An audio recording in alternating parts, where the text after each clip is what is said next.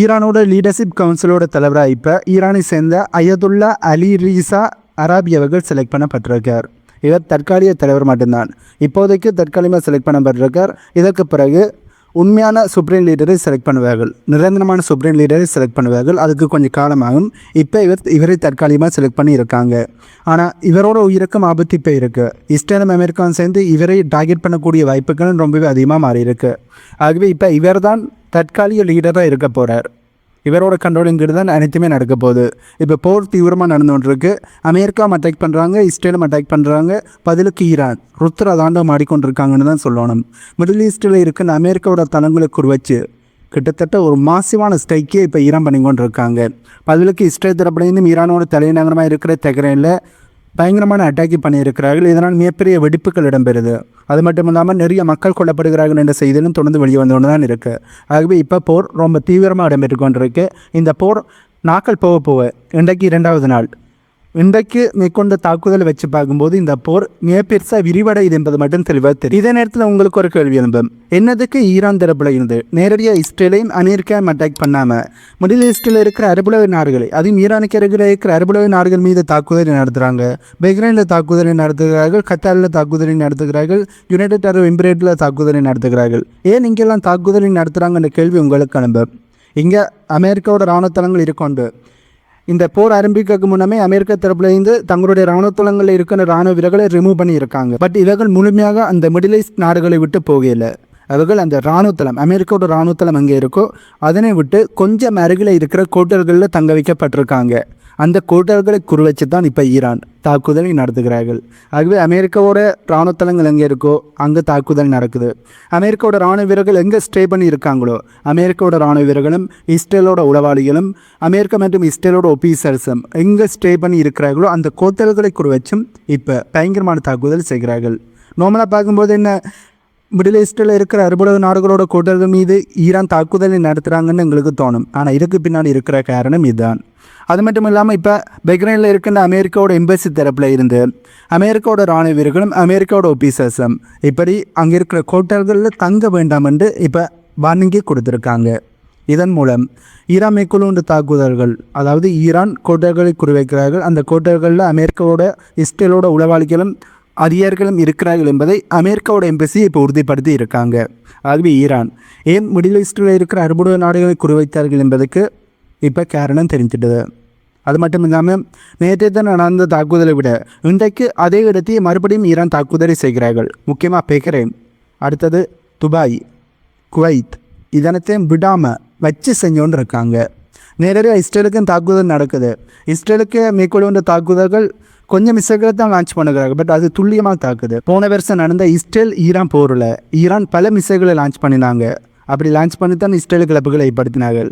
ஆனால் இப்போ ஈரான் என்ன செய்கிறாங்கன்னா துல்லியமாக கொஞ்சம் மிசைலை லான்ச் பண்ணுகிறார்கள். அது துல்லியமான தாக்குதலை செய்யுது. இதனால் இஸ்ரேலுக்கு பாரிய அளவு இழப்புகள் ஏற்பட்டு கொண்டு இருக்கு.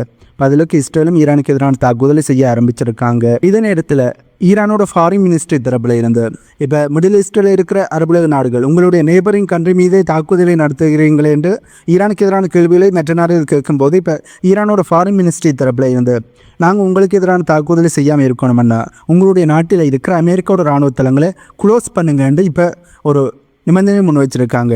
நீங்கள் அப்படி க்ளோஸ் பண்ணாட்டி நாங்கள் வேறு வழி இல்லாமல் உங்கள் மீது தாக்குதல் நடத்த வேண்டிய தேவை எங்களுக்கு இருக்கண்டும் ஈரான் தரப்புலேன்னு சொல்லியிருக்கிறார்கள். ஆகவே ஈரானோட தாக்குதலில் இருந்து இந்த கல்ப் நாடுகள், அரபுலக நாடுகள் தப்பிக்கணுமெண்டா தங்களுடைய நாட்டில் இருக்கிற அமெரிக்காவோட இராணுவ தளங்களை க்ளோஸ் பண்ணணும். பட் அந்த முடிவை அவர்கள் எடுப்பாங்களா, அதுவும் மிகப்பெரிய ஒரு கேள்விக்குறியாக இருக்குது. பட் ஈரான் தொடர்ந்து இப்படி தாக்குதலை நடத்த இந்த முடிவை அவர்கள் வேறு வழி இல்லாமல் எடுத்துத்தான் ஆகணும். அப்படி இல்லாட்டி ஈரானுக்கு எதிரான பொருளை இவர்கள் கிளம்புறங்கணும். பட் இவர்கள் ஈரானுக்கு எதிரான பொருளை கிளம்புறீங்கன்னா இவர்களோட பெரிய பில்டிங்கை கூட வச்சு பிஸ்னஸ் பில்டிங், அதாவது நிறைய டூரிஸ்ட் வர பில்டிங்காக இருக்கட்டும், தங்குகின்ற ஹோட்டல்களாக இருக்கட்டும், ஏனென்றால் கல்ப் நாடுகள் ரொம்ப பணபலம் இருக்கிற நாடுகள், ரொம்ப ஃபேமஸான பில்டிங் எல்லாம் இங்கே தான் இருக்குது. இந்த பில்டிங்களை குறிவச்சும் ஈரான் தாக்குதலை நடத்துவோம் என்ற எச்சரிக்கையும் கொடுத்துருக்காங்க. நேரடியாக கொடுக்கல, பட் இவர்களோட ட்ரோன்களும் மிசைல்களும் போய் விழுகிற இடங்களை பார்க்கும்போது மறைமுகமான மிரட்டலாக தான் பார்க்கப்படுது. ஆகவே ஈரானோட இந்த நிபந்தனையை கண்டிப்பாக அரபுலக நாடுகள் ஏற்கணும். அப்படி ஏற்காட்டி ஈரானோட தாக்குதல்கள் இனிமே வீரியமாக மாறக்கூடிய வாய்ப்புகள் இருக்கு. ஈரானோட சுப்ரீம் லீடராக இருக்கின்ற அயதுல்லா கமீனி அவர்கள் கொல்லப்பட்டதுக்கு ரஷ்யாவோட பிரசிடென்டாக இருக்கிற புடினவர்கள் ஈரானுக்கு தன்னுடைய இரங்கலையும் இந்த கொலை இன்டர்நேஷனல் சட்டத்தையும் ஈரானோட இறையாண்மையும் நிறைய மக்களோட நம்பிக்கையை மீறிய ஒரு செயலாக இருக்கு அப்படி சொல்லி புடினவர்கள் கடுமையான கண்டனத்தை தெரியப்படுத்தி இருக்கார். அது மட்டும் இல்லாமல் ரஷ்யாவுக்கும் ஈரானுக்கும் இடையிலான உறவு ரொம்ப ஸ்ட்ராங்காக மாறுவதற்கு அயதுல்லா கமீனி அவர்கள் நிறைய தன்னுடைய பங்களிப்பை செய்திருக்கார் என்றும் புடின் அவர்கள் தன்னுடைய கருத்தை சொல்லியிருக்கார். அப்படி என்றால் உங்களுடைய நட்பு நாட்டினுடைய தலைவர் கொல்லப்பட்டிருக்கார், நீங்கள் உங்களுடைய நட்பு நாட்டுக்கு உறுதுணையாக நிற்பீங்கள் என்ற கேள்வியில் தான் எனக்கு எழும்புது. இப்போ புடின் அவர்கள் இப்போ இரங்கலை தெரிவிச்சிட்டார், ஓகே. அப்படி என்றால் ஈரானுக்கு ஆதரவாக உங்களுடைய ஆயுதங்களை கொடுப்பீங்களா, உங்களுடைய இராணுவத்தை அனுப்புவீங்களா என்பதுதான் பலருக்கு எழும்புகிற கேள்வி. ஓகே, உங்களுக்கு உக்ரைனில் போர் நடக்குது, உக்ரைனில் நீங்கள் மாட்டுப்பட்டு இருக்கிறீங்க என்பது தெரியுது, அதுக்காண்டி உங்களுடைய நட்பு நாட்டை கைவிடுறதை நாங்கள் பார்த்து கொண்டு இருக்க இயலாது. ஆகவே இப்போ ரஷ்யா தரப்பில் இருந்து இந்த கண்டனங்களையும் இரங்கலையும் தெரியப்படுத்தி இருக்கிறார்கள். இதற்கு பிறகு ஈரானுக்கான சரியான உதவிகளையும் சரியான சப்போர்ட்டையும் கொடுப்பார்கள் என்பதை நாங்கள் வெயிட் பண்ணி தான் பார்க்கணும்.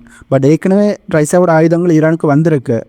இப்போ போர் இடம்பெறுறபடியால் அந்த ஆயுதங்கள் அளிக்கப்பட்டிருக்கக்கூடிய வாய்ப்புகளும் இருக்குது. இதனால் மறுபடியும் ஈரானுக்கான உதவிகள் வெப்பன்ஸாக இருக்கட்டும், மிசைல்ஸாக இருக்கட்டும், ட்ரோன்ஸாக இருக்கட்டும், அதனை ரஷ்யா கொடுப்பார்களா, ஏர் டிஃபென்ஸ் சிஸ்டங்கள் கொடுப்பார்களா, ரேடார்ஸை கொடுப்பார்களா என்பதை நாங்கள் வெயிட் பண்ணி தான் பார்க்கணும். பட் கொடுத்ததவாட்டி கண்டிப்பாக ஈரானால் நீண்ட நாளைக்கு இந்த போரை செய்ய முடியாது.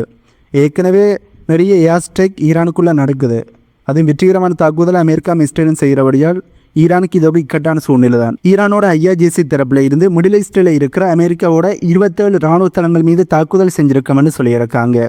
அது மட்டும் இல்லாமல் குறிப்பாக IRGC தரப்புலேருந்து சொன்னது என்னென்னா, இஸ்ரேலோட ஏர்பேஸ், அதாவது இஸ்ரேலோட டெல்நாப் பகுதியில் இருந்த இஸ்ரேலோட ஏர்பேஸை குறிவைத்து தாக்குதலை நடத்தியிருக்காங்க.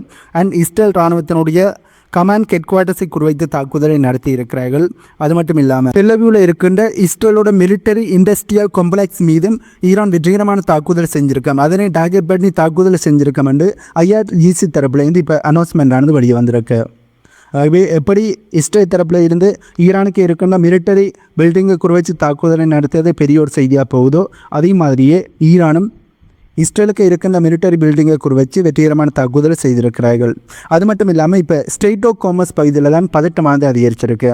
ஏன்னா ஈரான் தரப்பிலிருந்து நேற்றிரவு நாங்கள் ஸ்ட்ரெய்ட் ஆஃப் ஹார்முஸை முழுமையாக க்ளோஸ் பண்ணுறோம் என்று அனௌன்ஸ் பண்ணியிருந்தார்கள். இப்படி இருக்கையில் இப்போ முதல் ஆயில் டேங்கர் கப்பல் மீது ஈரானோட IRGC தரப்பிலிருந்து தாக்குதலை நடத்தி இருக்கிறார்கள். அந்த கப்பல் தீப்பற்றி எறிவதற்கான வீடியோஸும் ஃபோட்டோஸும் ரிலீஸ் ஆகி இருக்கு. ஈரானோட டெலிவிஷன் தரப்புலேருந்து என்ன சொல்லியிருக்காங்கன்னா, நாங்கள் வார்னிங்கை கொடுத்தோம், அதாவது IRGC தரப்புலேருந்து வார்னிங்கை கொடுத்தார்கள், பட் அந்த வார்னிங்கை கண்டுகொள்ளாமல் அந்த கப்பல் வந்திருக்கு. இதற்கு பிறகுதான் இந்த தாக்குதலை ஈரான் செஞ்சுருக்காங்க.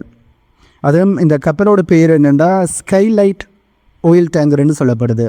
இது எந்த நாட்டுக்கு சொந்தமானது இல்லை, பட் இப்போ ஈரான் தாக்குதலை நடத்திட்டார்கள். அது மட்டும் இல்லாமல் ஓமனில் இருக்கின்ற துறைமுகங்கள்லையும் இப்போ ஈரான் தாக்குதல் நடத்த ஆரம்பிச்சிருக்காங்க. பட் இந்த ஓமன் தான் அமெரிக்காவுக்கும் ஈரானுக்கும் இடையில் நடுநிலையாக நின்று பேச்சுவார்த்தை நடத்தியவர்கள். பட் இவர்களோட துறைமுகத்தையும் ஈரான் டார்கெட் பண்ணுகிறார்கள் என்றால் இவர்களும் இந்த தாக்குதல் ஈரானுக்கு எதிரான தாக்குதலுக்கு பின்னாடி இருக்கக்கூடிய வாய்ப்புகள் இருக்குது. பட் அந்த பேச்சுவார்த்தை அமைதி பேச்சுவார்த்தை என்ற பெயரில் தான் ஈரானின் சூழ்ச்சிகளை விளைவிச்சு ஈரானோட சுப்ரீம் லீடராக இருந்த கமீனி அவர்களை கொலை பண்ணி இருக்கிறார்கள். ஏனென்றால் ஏற்கனவே ஹிஸ்புல்லாக்கும் இதுதான் நடந்திருக்கு, ஈரானுக்கும் மறுபடியும் இதுதான் நடந்திருக்கு, ஹமாஸுக்கும் இதுதான் நடந்தது. அதாவது பேச்சுவார்த்தை என்ற பெயரில் முக்கியமான தலைவர்களை மீட்டிங்கில் ஈடுபட வச்சு அந்த இடத்துல தாக்குதலை நடத்துறது. இப்படி ஹிஸ்புல்லாக்கு நடந்தது, அதே மாதிரியே கத்தாரில் வச்சு ஹமாஸுக்கு நடந்தது, இப்போ ஈரானுக்கும் நடந்திருக்கு. அமெரிக்காவோட பிளானே இதுதான். 3வது தடவை அமெரிக்கா இந்த பிளானை போட்டிருக்கிறார்கள். இதில் அமெரிக்காவுக்கு வெற்றியும் கிடைச்சிருக்கு. 3வது தடவை இந்த பேச்சுவார்த்தை என்ற அமெரிக்கா வந்தால் நம்பக்கூடாதுன்றதுக்கு இதுதான் சிறந்த உதாரணம். ரஷ்யாவும் பேச்சுவார்த்தை என்ற பெயரில் அமெரிக்காவை நம்புகிறார்கள். ரஷ்யாவுக்கும் இதே ஒரு சொர்க்கைத்தான் அமெரிக்கா சொர்க்க போகிறாங்க. ரஷ்யா நம்பி ஏமாறட்டும். புடினவர்கள் முட்டாத்தனமாக செய்யப்படாட்டி நல்லது. அதுவும் அமெரிக்காவை நம்பினா என்ன நடக்கும் என்பதற்கு திரும்ப அமெரிக்கா ஆதாரத்தை கொடுத்து கொண்டே இருக்காங்க. ரஷ்யா உக்ரைன் போரில் புடினவர்கள் இப்படி அமெரிக்காவை நம்பினால் அவருக்கும் இதே ஒரு கைதி தான் ஏற்படும். பார்க்கலாம் புடினவர்கள் என்ன செய்ய போகிறாரு. ஆகவே இந்த போரை பற்றிய அப்டேட்டுகளை தொடர்ந்து பார்க்கணுமெண்டா நம்ம சேனலை சப்ஸ்கிரைப் பண்ணி பக்கத்துக்கு பெல் ஐக்கானை கிளிக் பண்ணி வைங்க. அப்போ தான் நான் வரக்கூடிய வீடியோஸை நீங்கள் உடனுக்குடன் பார்க்க முடியும். இன்னும் ஒரு அப்டேட் வீடியோவில் உங்களை மீட் பண்ணுறேன்.